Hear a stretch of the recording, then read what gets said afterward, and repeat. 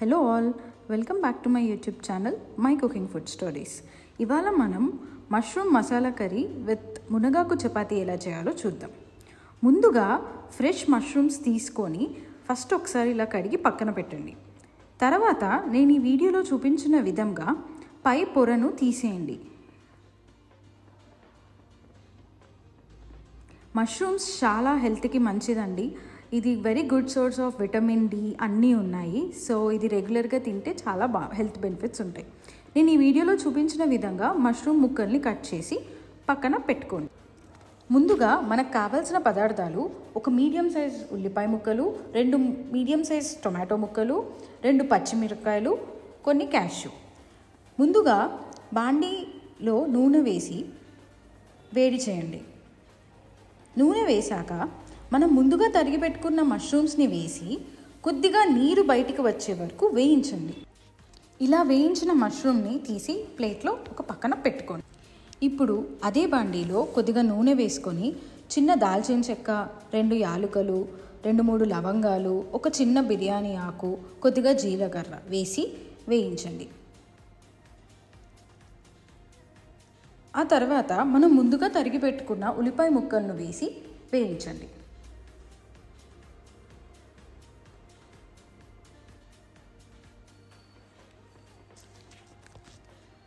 ఉల్లిపాయలు కాస్త వేగాక కొద్దిగా అల్లం వెల్లుల్లి పేస్ట్ వేసి బాగా కలపండి. అల్లం వెల్లుల్లి పేస్ట్ పచ్చివాసన పోయే వరకు వేయించండి. ఆ తర్వాత టొమాటో ముక్కలు వేసి అవి కాస్త మెత్తబడే వరకు ఉంచండి. తర్వాత మనం ముందుగా పక్కన తీసి పెట్టుకున్న జీడిపప్పుని కొద్దిగా పేస్ట్ చేసుకొని ఆ టొమాటోస్ మగ్గిన దాంట్లో వేసి కాసేపు మూత పెట్టండి. ఆ తర్వాత కొద్దిగా పసుపు, కావాల్సినంత ఉప్పు, కావాల్సినంత కారపొడి, కొద్దిగా ధనియాల పొడి వేసి బాగా కలపండి.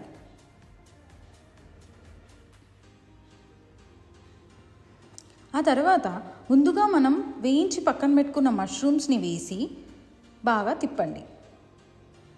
ఈ మసాలా అంతా మష్రూమ్స్కి పట్టేంత వరకు ఒక 2-3 నిమిషాలు మూత పెట్టి పక్కన ఉంచండి.